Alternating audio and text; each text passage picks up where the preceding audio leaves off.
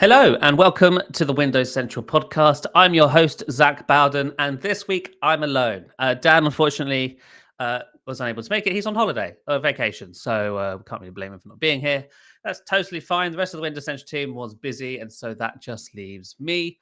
If you're used to watching this as a live broadcast on YouTube, this week is a little bit different. That's not what this is. This is a pre-recorded episode, and that's because I just don't have the time to do it at our usual time this week. And so I pre-recorded it now, and it will go out as a sort of pre-recorded broadcast at the usual time later on the day that this is being recorded, which is Friday, the 4th of July. So happy 4th of July to those who celebrate. I certainly do not, as you can probably tell from my accent, but that is perfectly okay. So we'll dive into the stories this week. We have a number of things to touch on. Obviously, we'll talk about the layoffs, which were sort of dominating the Microsoft sphere this week. Quite a lot of people were laid off, unfortunately. We'll also talk about the sort of faux pas, I guess, is maybe, or maybe just a mistake.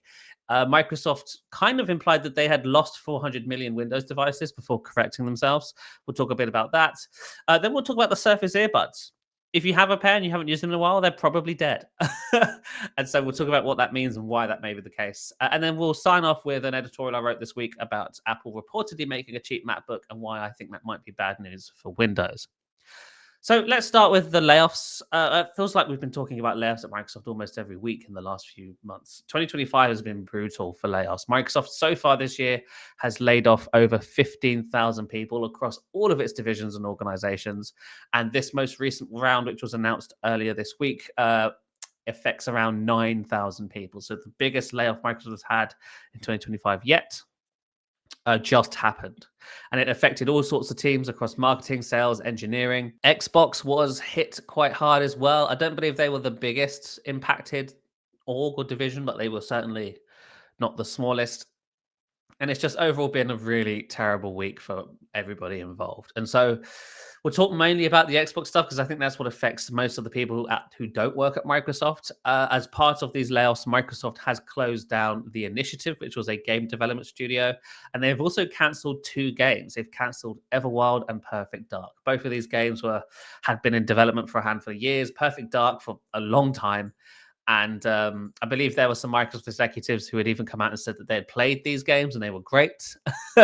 And so now they are no longer coming, which is not great. Turn 10, the developer behind Forza, they laid off around 50% of their team reportedly. And even Halo Studios, which already were hit massively by the layoffs, either earlier this year or last year, I can't remember when it was now. Maybe it was back in 2023. They were hit by layoffs really hard a year or two ago. And they've also been impacted once again with this most recent round of layoffs. I don't have any specific numbers for Halo Studios, but any layoff, even if it was 1 or 2 people, isn't ideal. And so everyone is struggling here at Microsoft currently. And, there's been a lot of backlash around Xbox, the Xbox layoff specifically, because Xbox is in a good position right now, believe it or not. I think even Phil Spencer obviously wrote a letter to his team, his organization, sort of, I guess, padding the layoffs. And in fact, I'll read some of what he said, and then we can talk about why people are a little bit upset at some of the stuff going on in Xbox. So he said to his team, "Today we're sharing decisions that will impact colleagues across our organization to position gaming for enduring success and allowing us to focus on strategic growth areas.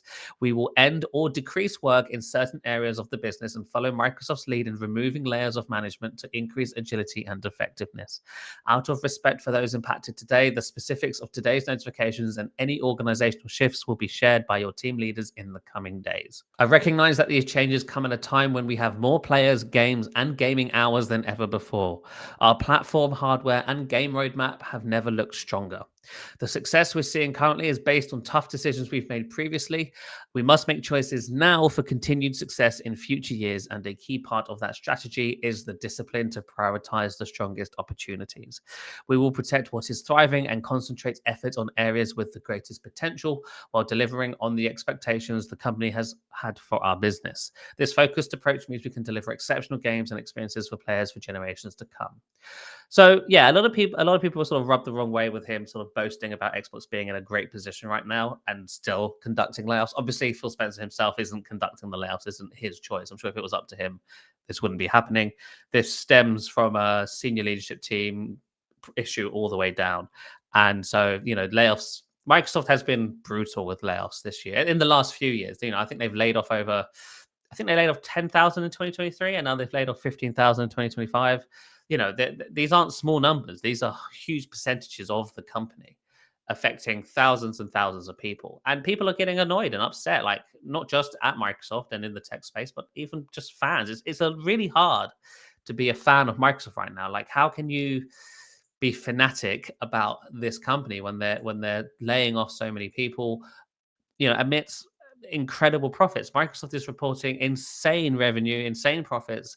They are the second most valuable company in the world. That Microsoft isn't struggling. This isn't a situation where Microsoft needs to shed loads of people because they're struggling to make money. This isn't that at all. Microsoft is thriving in money. They've never thrived in more money. It's insane.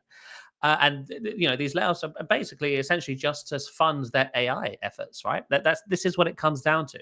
It may not necessarily be about replacing people with AI, at least not yet. But right now, it's all about freeing up capital, freeing up cash, so that Microsoft can spend that money on not talent but infrastructure to be able to power these AI experiences from the likes of OpenAI and others. That's what this is about. Microsoft's biggest moneymaker is Azure, and Azure is what powers a lot of the OpenAI stuff, as well as a bunch of other AI technologies, including Microsoft's own in-house stuff. And without it, if there's no AI infrastructure, then this AI stuff doesn't work. We can't do it. And so Microsoft is positioning itself to be the best player in that field, but as a result, they're taking away from it's draining talent and innovation from all other aspects of Microsoft. Like Jez wrote an excellent editorial yesterday titled "Why Microsoft's Enshittification of Xbox, Surface, and even Windows itself are all by design." It's all about just making money for the AI stuff that Microsoft is working on, right? That's the goal. AI is the herald. This is the top thing that everyone at Microsoft should be focused on. If you're working on something at Microsoft and it doesn't directly impact its AI efforts, it's a project that doesn't deserve to exist at the company. And I think that sucks.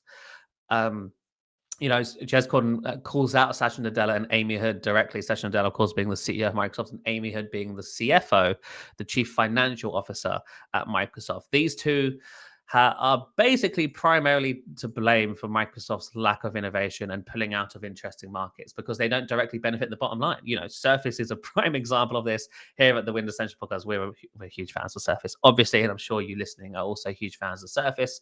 We loved the Surface Duo. We thought the Surface Neo was a cool idea. The Surface Book was great. The Surface Studio was beautiful. Surface headphones, we loved it all. We wish they were still making all of it. But they're not, because of Amy Hood and Satya Nadella, who are looking at the bottom line and going, this stuff here isn't making us money or isn't making us enough money, and so we're killing it. Is it benefiting our AI efforts? No, it's out the door. And I just think that sucks that this is how Microsoft is conducting itself now going forward. Microsoft is such a big company. They don't have to act like this. They're acting like they have no cash. They're acting like they need to tighten the belt and make sure that everything they work on is something that allows them to continue existing. Microsoft makes so much money, they could have 3 or 4 entirely different divisions doing different stuff that do nothing but lose money and still be in the green. Surface could have just been a loss leader for them. But Amy Hood and Satya Nadella are choosing for that to not be the case. They don't want that. They want Surface to be a moneymaker, just like they want everything else. Windows to be money. It's why Windows is full of ads and user hostile choices today, because they want to make money from users on Windows. They can't just make money from the licenses and call it a day. Once they have a user on Windows, they want to try and drain that user for as much money as they can. And that's why we're here today. That's why Microsoft is the way it is. That's why we're seeing all of these layoffs. Microsoft is firing talent left, right, and center so that they can free up more cash to invest in AI and AI infrastructure. They're making all of their products, their consumer-facing products, their end-user products worse in an attempt to try and squeeze out as much cash from the user as possible. They're just trying to grab cash where they can so that they can fund it into all this AI stuff. And unfortunately for me, I mean, I don't know if I'm the only one who thinks this, but unfortunately for me, AI, especially Microsoft's AI, is not interesting. I don't find it valuable to me. Copilot hasn't landed with me. I know there's some people where it may have. And, Copilot in Office is actually, if you are using Microsoft Office all the time, then yes, Copilot for work is a great thing. Microsoft 365 Copilot, absolutely perfect. But Copilot, as a consumer, Copilot isn't. No one's using Copilot. I'm not using Copilot. It's not. It, it just. I don't want to. I don't want to use it. I don't want. I don't even want to use ChatGPT. I think this whole AI craze is and this bubble is just missing me. Like it's. I'm not. I'm not able to get into it. I don't like it. I don't like how artificial it all is. I hate typing. I don't want to talk to a thing like a human. I actually want it to be automatic. We talked about this before, but AI is best when it's invisible and it's automatic. It shouldn't be a product I have to go to interact with. It should just be automatic within the software I'm already using. And that's the problem I have with Copilot and ChatGPT and Gemini is that all of these chatbots and AI experiences are apps essentially. They're places you have to go to interact with. And even then, you have to guide it. You have to essentially be its leader and tell it what you want it to do. I'm not. I'm not on that. I don't find any of that useful or interesting. AI is useful and interesting to me when it's working throughout a piece of software or an operating system without me even thinking about it. That's when AI is useful, and that's not where we are today. And so Microsoft is, tripping over itself, trying to invest as much money in its cat as it can to keep up with this AI bubble without really offering any innovation in the process. Like it's yeah, sure, they've got a load of servers and GPUs to power this AI stuff. Great. Who cares? Other than the shareholders, obviously. Nobody else, no one cares. Nobody thinks of Copilot when they think of chatbots. They think of ChatGPT and Gemini and all the other ones that are available. They don't think of Copilot. And that's not going to change for as long as Microsoft positions itself in the way it currently is, which is the AI infrastructure king and not the AI king.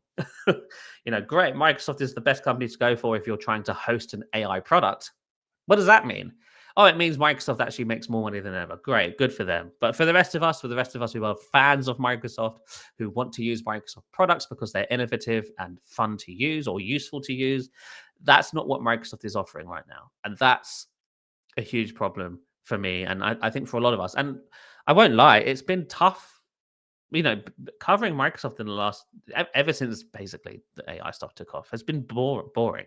I've not been enjoying this job as much as I used to because I am no longer interested in what Microsoft has become. This AI first company where they're trying to shove Copilot into everything they do, quite poorly, might I add. I don't think Copilot as a product is ready for prime time in the way that Microsoft seems to want you to think it is.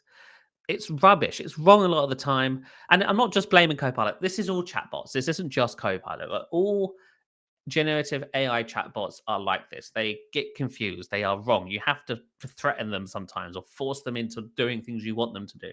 They're so they're very user hostile and very unintuitive in how you interact with them. Like you shouldn't have to talk to them like a human to get what you want done. It's a computer. I'm using an app. I want a task completed.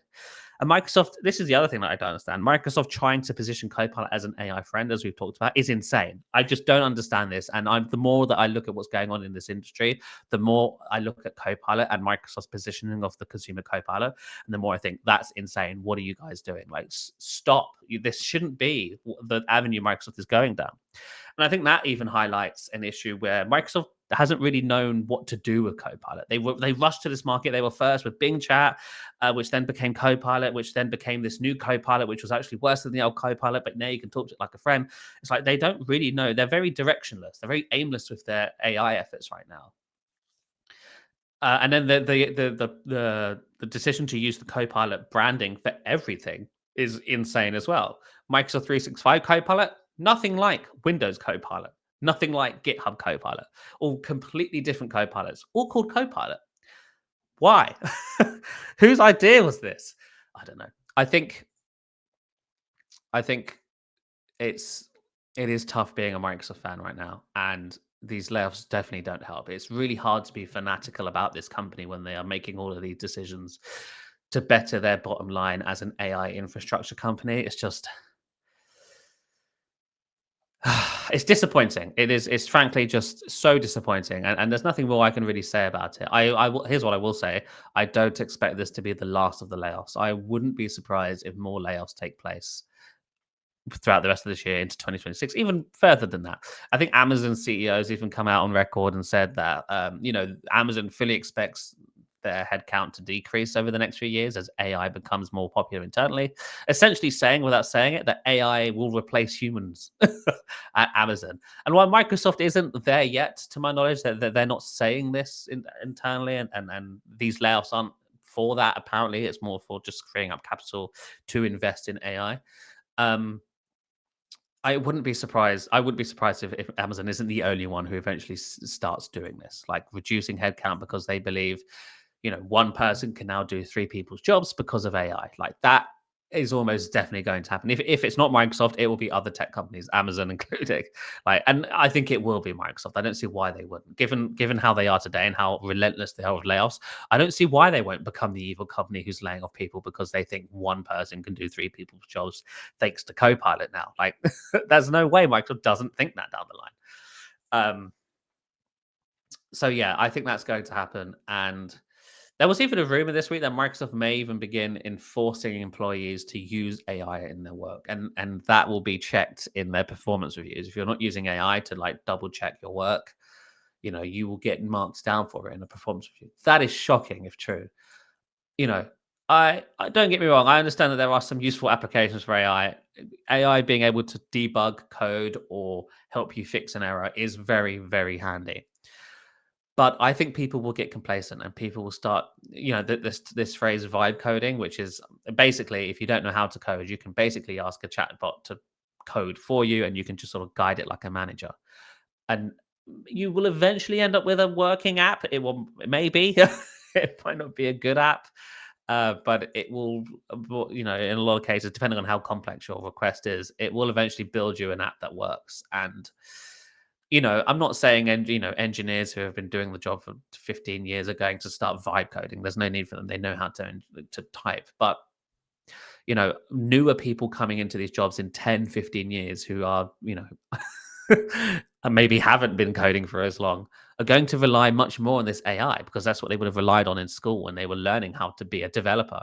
And so we're eventually just going to have a whole generation of developers who barely know how to code because they've been relying on AI. And so here's my prediction. In 10, 15, 20 years, all software is going to be rubbish because everything is built by an AI because everyone, assuming that companies don't just give in and go, fine, we're not hiring humans anymore, we're just going to use AI. Assuming that doesn't happen and our companies pretend to still hire humans, but expect them to do three people's jobs because of AI. Eventually the humans they hire will be people who are really poor coders because they've barely learned how to do it because they've been relying on AI all their lives. And so the quality of software will deplete even further than it already has. If you thought Windows was bad today, you wait. In 20 years' time, it's going to be horrendous because everybody who is working on Windows in 20 years' time will be, young people who barely know how to code because of AI. And so everything sucks is the TLDR for this segment, unfortunately. Everything sucks, and it's really hard to be a Microsoft fan and right now, and it's really hard to be in tech. Like if you're an engineer or if you work in tech, you are probably feeling quite threatened right now. A layoff could impact you at any point. These companies just don't care, and that's unfortunately the way it is right now. Okay, let's move on to our next topic, which is Windows potentially losing 400 million devices. This was an interesting story because as somebody who works in media, I saw a few people questioning why this was even a story that was written. But as somebody who works in media, as a air quotes journalist, a so-called journalist, words matter. What these companies say matters, and especially when it comes to information that Microsoft may not want to publicly sort of announce or be very open about. My mind casts back to when the Windows 10X being cancelled announcement was made. If you remember, that announcement was made. It was buried in a blog post about Windows servicing. Like, had nobody, had nobody spotted it, nobody would have known that Microsoft had cancelled Windows 10X. It was buried all the way at the bottom, and it didn't even say cancelled. You had to really read into it to understand what Microsoft was saying about Windows 10X in that blog post, which wasn't about Windows 10X. And so Microsoft has a habit of doing this. And so last week, when Microsoft announced the changes to Windows 10's extended free support, they mentioned that Windows was now in use on over 1 billion devices, which on its own is a great number. But then you consider that actually a couple years back in 2022, I think it was, just after Windows 11 debuted, Microsoft said Windows was in use on over 1.4 billion devices. And so this most recent mention of there being over a billion devices is interesting. Now, of course, you can say, well, Zach, over a billion also includes 1.4 billion. It does. But it's very rare for a company like Microsoft to not be specific when it comes to statistical data about the amount of users that use their products. If you have announced 1.4 billion, that's the number you stick with forever until it's no longer true. And what I mean by that is if it reaches 1.5 billion, then you start saying 1.5 billion. If it drops below 1.4 billion, you stop mentioning it. That's what I meant. That's what is important to understand when it comes to this sort of thing. So when Microsoft in this blog post a week ago said over 1 billion. It went over my head, frankly, but ZDNet, ZDNet's Edbot wrote a story saying basically saying Microsoft is admitting that they may have lost up to 400 million devices in the last few years, which is a huge number. And I read that headline and I thought, I don't think that's entirely what's happened here. I thought Microsoft going back to referring to over a billion devices was because they dropped below 1.4. Now that doesn't mean they dropped to 1 billion. I maybe what would happen is they dropped to 1.35, for example. Like they may have lost 500,000 active devices in the last few years, which doesn't seem unlikely. Like, given Windows isn't really growing these days, had they lost 500,000 active devices, I wouldn't be surprised. And so they couldn't no longer say 1.4. But they didn't want to say 1.35 because that's an outright admission that they have lost 500,000. So they wanted to be more vague, and so they said over a billion. And now, I think they thought that it would go under the radar. ZDNet spotted that, instantly wrote up a story saying Microsoft may have admitted to losing up to 400 million devices. And that was how it was for about a week. I didn't even see the story until a week later. And when I saw the story on ZDNet, I thought, wow, that's actually big news if true. And so I wrote up the story on Windows Central, and I sort of speculated that it's possible that Microsoft it's a rounding error. Microsoft may have just said over a billion, not realizing or forgetting that they had said 1.4 billion before, or it was one of those sort of slip of the tongue things where they were being a bit too casual about it and didn't think it mattered, or it was they were using a different counting metric.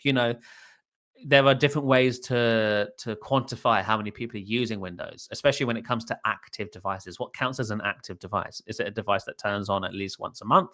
Is it once a week? Is it twice a week?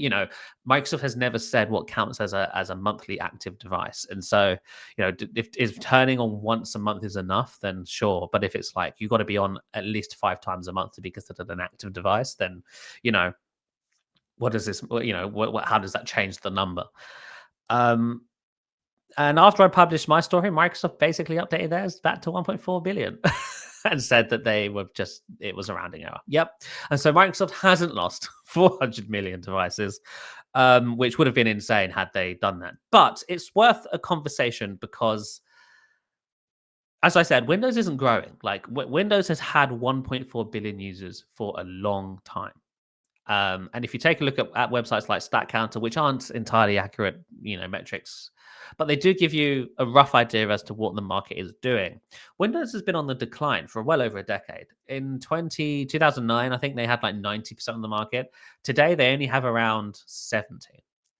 So they've lost, 30% of the market in 15 years, roughly. And that's not looking like it's improving. Like there isn't a moment where that'll bottom out and it will start climbing again. People are leaving Windows. They don't want to be on Windows anymore. And I think this ties back to what Microsoft's current way of doing things and how Windows has been shitified to death, and how people don't value Windows. People don't want to use Windows. And that's, I think, more apparent than ever. If you take a look online, there's so many people hating on Windows, more so than Mac, more so than Linux, more so than Chrome OS. It's just Windows is the one to hate. Maybe that's because it's the dominant platform and nobody likes a top dog. like especially one owned by a $1 billion company. $1 trillion company, sorry. My mistake. And so I think that hate comes more from the fact that people believe Windows to be a poor product, and the fact that there's so many ads and issues with Windows today doesn't help that reputation. But Windows has always had that reputation. Windows was perfect up until a few years ago. Windows has always had a reputation of being quite poor. There's even that meme where one version of Windows is good, one version of Windows is bad. But even throughout that, people who are using Windows and people who don't use Windows view Windows as the worst products compared to Mac OS and Linux. And so it isn't surprising to me that Windows has been losing market share for years. The question is, how far does it drop before it becomes a problem for Microsoft? You know, um, and why is it dropping? And why can't Microsoft fix it? Why can't Microsoft turn Windows' reputation around? Why can't Microsoft position Windows as a platform, a product, a piece of software that people want to use? Why is that so difficult for Microsoft? Is there a scenario where Microsoft reboots Windows and gives it a new marketing push and goes, "Hey, we fixed all the problems. It's better now. We think if you're a Mac user, you're going to love Windows." Is there a situation where that happens? Like, I don't know. I don't know if it's even possible. Are Mac users willing to switch?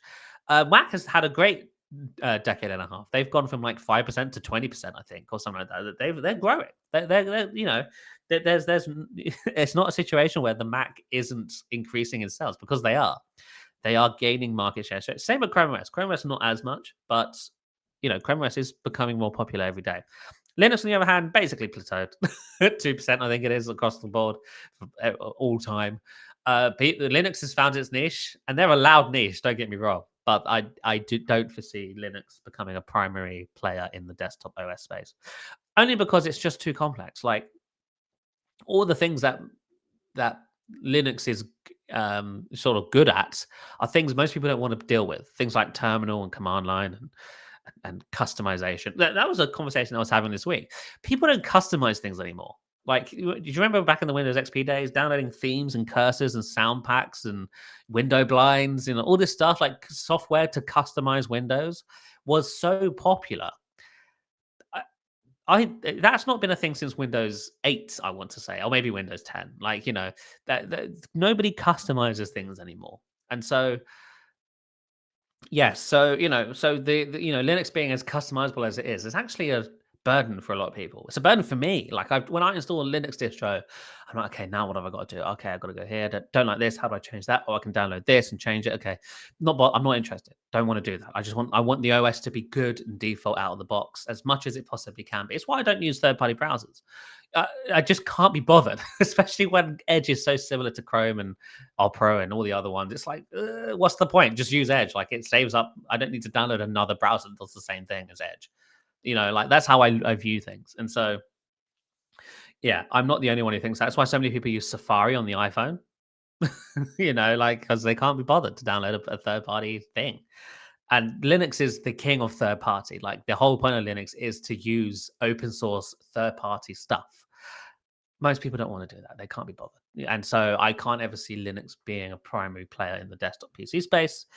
But it's also a case of that these days people are more okay with simplified experiences. Like Windows 11 sort of got the idea there. I know there was a lot of complaining from power users, and that's because a lot of power users do still use Windows. But the majority of users, the fact that the taskbar can't be moved around anymore and you can't add toolbars to it and all this other stuff wasn't a problem for them. It wasn't a problem for me. And that's the majority, I think. We always forget that this us in this sort of tech bubble, we're very loud, we're very opinionated about these things. But in the general population, the 99% of users that use Windows couldn't care less about most of the stuff that Microsoft removed with Windows 11. Some of it they certainly did, but most of it they didn't, and a lot of people didn't. And we have to remember that that's fine. Like it's okay for people to not be bothered about Windows 11 doing something different from previous versions of Windows. And this brings me on to the topic of this why platforms like Chrome OS and even iPad OS are thriving right now. This idea of a simplified, less capable platform that people can use to do all of the stuff that they would normally do on a full-blown desktop operating system like Mac OS or Windows is something people want. It's something I want. It's it's the Windows 10X argument. Like Microsoft has been trying for years to build a lightweight version of Windows that's more simple to use, but has failed at every step. Like they've failed to deliver this idea at every opportunity.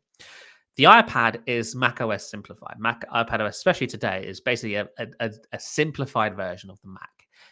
And as slowly but surely, it's becoming more and more capable to the point where people can probably, especially with the upcoming iPad OS 26, can probably use an iPad to do most of their, office-based productivity work, even some light video and photo editing. I need a computer to write and view the internet and email and listen to music and watch movies. That's what an iPad can do all of that. Like we're at a point now where if you work in an office and you work in Teams and Office all day, an iPad can do you fine.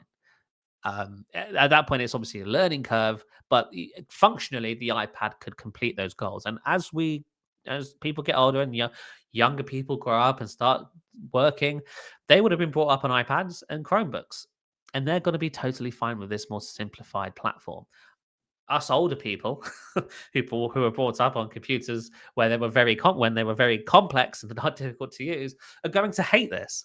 But the younger people couldn't even foresee themselves using a command line or, using Windows, even full Windows or even full Mac OS, this more complex platform that can do so much and is very open and it allows you to customize it in as many ways as you want. That's not going to appeal to people, younger people. And so my point here is, has Windows missed the boat by not releasing a lightweight version? We were always worried about it not being able to run Windows apps. My thinking there is no modern enterprise today is building a Windows app that will need to be supported in 20 years. If you are an enterprise who is using an app that was built 20 years ago that still needs to be supported today, that's a valid scenario. But if you're an enterprise, you can also invest in cloud compute and cloud solutions. And what you can do is use Windows 365 for that. If you're an end user, you are not using a piece of software that's 25 years old that only works on Windows 11 via some compatibility layer. And if you are, you're in the minority. And unfortunately, we don't have to cater to you. It's as simple as that. Go back and use Windows 7 if you need to for this one piece of software. That's how I'm very brutal in this thinking, I guess. And so my point is that I think we're ready for a lightweight version of Windows, a version of Windows that doesn't run Windows apps. Because if I look at my workflow, I'm using a web browser. Even in the apps that aren't in my web browser, they're web apps. Slack, WhatsApp, Telegram, Spotify, they all have web alternatives. I am ready to just use an operating system that just runs web apps. I think I am. I don't see the value in a Windows app being native to Windows anymore. Don't get me wrong, I think they're beautiful and I like the look of them when they are native, but they're so few and far between that it's actually an inconsistent experience. Like, Slack and Spotify look nothing like Windows apps. They're their own thing, and especially Telegram as well. WhatsApp is the only Windows app that looks like a Windows app, believe it or not. And even then, I believe there's rumors that they're going to swap that out for a web app at some point as well, which is disappointing, but it is what it is. Microsoft's own built-in email app on Windows is a web app. Office, still surprisingly native, but there is a web app for Office. And, I wouldn't be surprised if that eventually becomes the norm as well. It's like Microsoft is already in this position where basically everything it offers is a web app in addition to being a Windows app. And if less and less people are using Windows and Windows continues to decline, there's, third-party developers already don't build Windows apps, really. It's already all web apps. I'm pretty sure the ChatGPT app is a web app, if I'm not mistaken. Like everything's a web app. CapCut, I want to say, is a web app. I could be wrong about that. I've not used it. I'm pretty sure CapCut's a web app. Like it's just a thing now. That's just that is the default, I guess, framework for app development today. And so, look, I don't want to be advocating for web apps. I would love it if everybody was building native Windows apps, but I would love it more if they were building native UWP apps, which it doesn't exist anymore. So I'm not really bothered. I'm not a fan of Win32 apps. I've never been a fan. I'm not bothered by it. I'm happy at this point if it's the choice between a Win32 app and with a WinUI or a web app, I'm happy for it to be a web app. I'm not bothered either way. If it was a choice between UWP, Win32, and web, then I'd want UWP. That's what I'd want developers to be doing. But since Microsoft killed UWP, I couldn't be bothered, regardless of if a developer goes with a Win32 app with a UI or a web app. Just not bothered anymore. Unless it's bad, like the Outlook app. The Outlook app could be great as a web app. It's just not. It's terrible. And so that is, I unacceptable and should die and go back to being a UWP app or some sort of Win32 Win UI, because I think, yeah, that's where I draw the line. Bare essentials for the operating system should be native to the operating system. They should not require web technology to function. And so that includes a media player, that includes an email and calendar app, that includes a web browser, obviously. And is there another one? And includes a file browser. Those are the 5 key pillars, the only apps on an operating system that have to be native to it. Everything else, I'm not bothered. Like, sure, do what you want, as long as you've got offline support if it's an app that can be used offline. And download support. If you're an app that deals with media and you have the option to download it, good. If you do not have an option to download your content, bad. I'm looking at every single streaming app on Windows. Netflix, Prime Video, I believe Prime Video, Disney Plus, all of them can't download videos. Useless. Absolutely useless. If I'm taking a Windows tablet on a flight and I don't have internet, can't watch anything. Might as well just buy an Android or an iPad. Okay. Let's move on to our third topic. This is going to be quick, but this is a PSA for everybody who has owned a pair of Surface earbuds over the years. They might no longer work. So I had my Galaxy Buds Pro 3s, or 3 Pros, what they're called, stolen recently. They were nicked out of my pocket. Didn't even notice they were just gone. And so in the interim, I've needed to use a pair of wireless earbuds, just because I'm not spending another $250 or pounds on the Galaxy Buds Pro. And I was like, oh, that's all right. I've got a whole bunch of old Surface earbuds in a drawer somewhere. I'll just crack those open and use those until I've got the money to buy something new. Except I can't because I've not used these in over a year, like maybe even 2 years now. And they just are dead. They've completely depleted themselves, which is not natural for devices' batteries. Over time, the batteries will deplete and sort of enter zero, and then they will no longer boot. But most of the time, you can plug in a cable and they'll sort of come back to life and recharge, and you should be good to use. Not the Surface earbuds. I have 3 sets. I've got 2 here who I originally had, and I even bought a brand new 3rd set to test this theory. All 3 of them are dead. The brand new set, of course, have been sitting in a box since, I assume, 2020, 2021. And so they've been dead for a very long time. And so once they hit zero, they just don't charge. I've tried plugging the cable in, nothing, no signs of life. I have another pair here, which is the same problem. They used to work. They've been depleted to zero, plugging them in, no signs of life, refuse to charge. I have a 3rd set, which the case does charge and the right earbud charges, but the left one doesn't. The left one is dead. And if I take it out here and plug the left one back in, you'll see that it starts flashing red. And that means that there is a charging problem. And so the point is that if you have a pair of Surface earbuds and you haven't used them in a while, go and check on them, because they may have killed themselves. Mine have. All 3 of these have. And so I've never seen this before.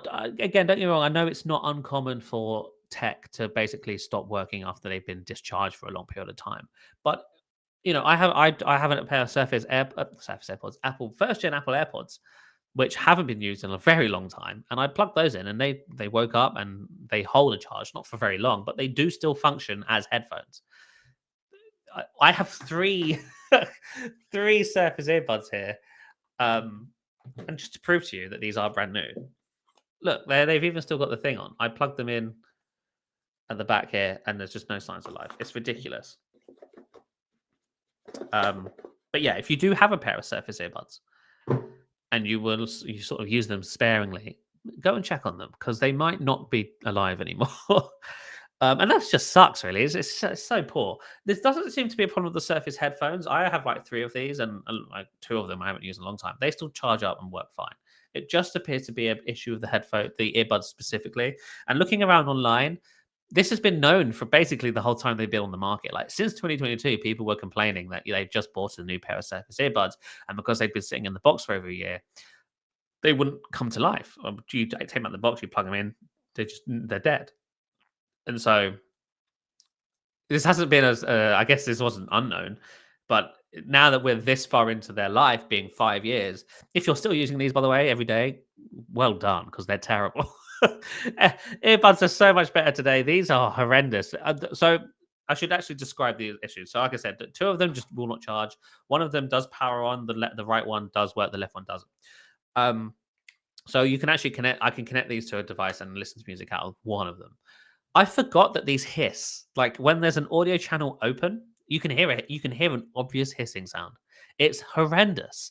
Now, if you haven't used another pair of earbuds, you won't even notice this. But go to any other nice pair of earbuds, and you'll realize, oh my god, these Surface earbuds are terrible. They're so bad. I was only intending to use them for a few weeks while I wait for a new pair of headphones to arrive, but can't even do that because they're dead. And so I don't really know what to say about it, frankly. Is there a class action lawsuit to be had here? Probably not, I guess. I don't know. But yeah, if you have had them, if you do have a pair of these in a drawer somewhere, go and check on them. There's a high chance they don't work anymore. Right, final story of the day, which I've forgotten. Let me double check and remind myself. Oh yes, there's a rumor that was going around this week that Apple is making a cheap MacBook. And this sort of ties into what the conversation we were just having about Windows usage and it being decreased and whatnot. Apple has never offered a cheap MacBook. They've always been that sort of premium tier sort of, I guess, market or category. And that's been great for Windows because most people who are buying Windows laptops are buying them in the $600 to $800 range. That's where Windows is most popular. And that's because usually that's your only option for a laptop in that price range is a Windows device. Chromebooks are often cheaper than that, and Macs are often more expensive than that. And so if you have $600 to $800 to spend, you are likely buying a Windows device, unless you're buying a used Mac or some sort of really fancy Chromebook, which is few and far between. But now Apple is rumored to be making a cheap Mac, and I think that's a problem for Windows because if Apple finally does offer something new, a new MacBook in this $600 to $800 price bracket, that's Windows' bread and butter. That is a threat to Windows, and that will be the first threat Windows has had in this price range in forever, I think. And given Windows' reputation today, how people don't view it very favorably, how they would rather not be using it a lot of the time, should Apple come in and offer a MacBook for $700 or $800, a lot of people are going to go to that for their next laptop over a Windows device. And I mean a lot of people. Like it isn't, I think I would say over 50% of people who buy a Windows laptop in the $600 to $800 range would rather be buying a Mac. Whether that's because that's what they've been told or if they truly believe that's another thing entirely. But I think Windows has such a reputation that nobody wants to be buying a Windows device, or not as many people today want to be buying a Windows device, unless you want to game, of course. But if you're wanting to game, you're probably not buying a $600 laptop. Like Windows is still valuable for the enterprise and for gamers. We know that. I'm not saying that's not true. I'm talking about for everybody else who just wants a computer to do basic office tasks or web browsing or in-media consumption. I think a lot of those people would rather buy a Mac. And so if Apple does come in and offer a device in the $600 to $800 range, there's no other way of putting it. That's bad news for Windows, I think. I think that will considerably eat into Windows market share more than anything has up until now. Now, Windows' reputation in this market, the $600 to $800 market, isn't very good, but that's mostly OEM's fault, I think. There's not been any real innovation in this space. And so OEMs have been sort of kicked back to relax, building the bare minimum that they can, which allows them to make the most money. Most $600 to $800 Windows laptops are cheap plastic with, poor LCD screens. And, you creaky, you think of a Windows laptop, this is kind of what most people think of. If a MacBook comes along and is sort of competing in that price range, that may encourage Windows OEMs to up their game and finally start building sort of desirable Windows devices in this price bracket. Because I think it's fair to say that there's no desirable Windows device in the $600 to $800 price range, other than the Surface Pro 12-inch, which is $800. That's the first, and that's why I love the Surface Pro 12-inch. It's the first $800 Windows device that I think is a desirable product. But even then, it's without the keyboard, so it's basically useless as a laptop, or it's only a tablet at that price. Assuming the MacBook is, made of Apple's sort of, premium design, because let's think about the base model iPad is very similar to the iPad Air in build quality. And so I wouldn't be surprised if this cheap MacBook is very similar to the MacBook Air in build quality. It may not look exactly the same, but if you hold it and it's cold to the touch, it's metal enclosure, stuff like that, that's going to be enough for a lot of people to want to buy that, I think. And so that's a problem because every other Windows laptop in this price range is mostly made of plastic and creaky. So, Windows OEMs will have to up their game in that department, but also the silicon as well. I think this MacBook is rumored to be powered by an iPhone chip, an A18 Pro, which is what you can find in the iPhone 16 Pro. That's a great chip. It's not as powerful as the base model Snapdragon X, which is found in this sort of price range, but it is more efficient. And I think at this price bracket, people aren't looking for performance; they're looking for battery life. And so, even though the Snapdragon X will beat it in single core and multiple core performance, I wouldn't be surprised if the MacBook feels it just as snappy and has way longer battery life as a result.